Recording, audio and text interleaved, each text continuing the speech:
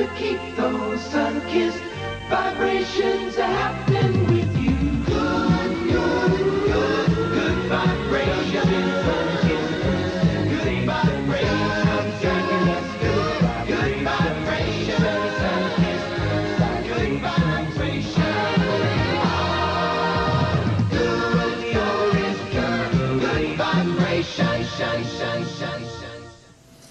Good vibrations. Sun-kissed. What's cool about this? Cliff showed, yeah, bring me those.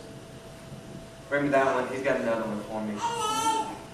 He's got another one for me. Yeah. The greatest orange drink in the world. Okay? How many of you like Sinkist? There's Fago. Fanta. Okay? So, me and Cliff last week, we were really talking about like what should we do for our next sermon series. And dude, this looks like red up here. Okay, it's really orange. But he said, look at this bottle and tell me what it says. I said, well, it says Sinkist. Never looked at it. Okay, this is the original logo. We modified it with an extra leaf. Okay, but how many U's have you seen that are connected to an N? So, if I take this thing off, what do you have? An I. So I was like, you know what? Let's like Sinkist. And I got to thinking, I was like, that'll work.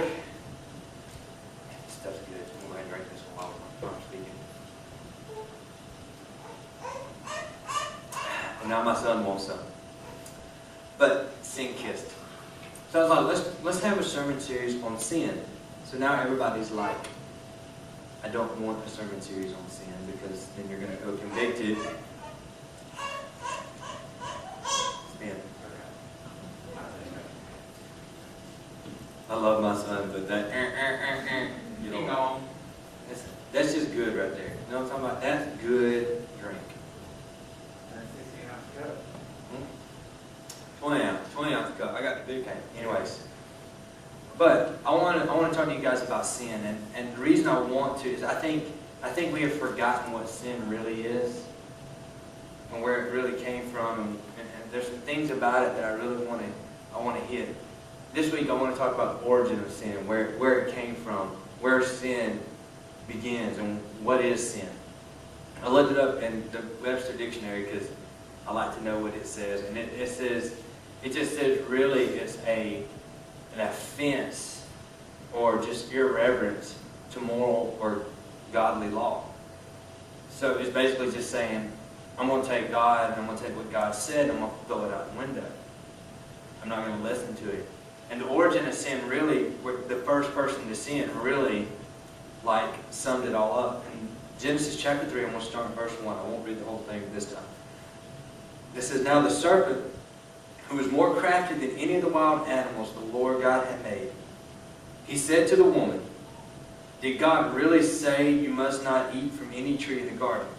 The woman said to the serpent, we may eat fruit from the trees in the garden. But God did say you must not eat fruit from the tree that is in the middle of the garden. And you must not touch it or you will die. You will not surely die, the serpent said to the woman. For God knows when you eat of it, your eyes will be opened, and you will be like God, knowing good and evil. When the woman saw that the fruit of the tree was good, for also desirable for gaining wisdom, she took some and ate it. She also gave some to her husband, who was with her, and he ate it. Then the eyes of both of them were opened, and they realized they were naked, so they sewed fig leaves. All right, so basically Eve just took what God said and said, forget it. You know what? I'm not gonna do it. I'm gonna do what I want to do. Okay? We're all like, okay, well the serpent convinced her. It didn't really take a lot to convince her to eat the fruit. You know what I'm saying? It didn't really take a lot of thought process. Okay, to me, I've been one, I've always said, well, the woman was the first to sin. Okay? Because I'm a man. I can do that. I've always blamed women for sin. But you know what? We ought to blame Adam. He's an idiot. He was with her, and he stood there and let her have this conversation with a snake, for one. And two, he let her go ahead and do it. He should have slapped her and said, no, listen, woman, this is what we're going to do. If it wasn't for Eve eating the tree or Adam letting her do what she wanted to do, guess what? We'd all be walking around naked. Would none of us realize it? But we would be. And when it says that the serpent was saying, see, the serpent was manipulating them because you know what? The tree was going to open their eyes to good and evil. Because until then, there was no evil. Because God had created this world for them. And He placed all this stuff out there for them. He said, you can have anything else you want but this. This is the only thing you can't have. This is it. There's one tree. Don't touch it. Don't look at it. Don't breathe at it. Don't do nothing. Leave it alone. But what did they do? They disobeyed. See, the origin of sin is not Eve. The origin of sin is disobedience. I told Cliff, I don't even know if I could find the notes anymore, about the second week of me doing youth services, I did a sermon on disobedience. And I talked about Jonah being in that cycle of disobedience because he ended up in the belly of a whale, continually fighting the same battle over and over again because he did what? He wouldn't obey God. Disobedience is the root of evil to me. I mean, that when your parents tell you not to do something, guess what you want to do? What they told you not to. If your mom, guys, my three, it's like children's church in here. The girls are on this side. They're not going to get points, okay?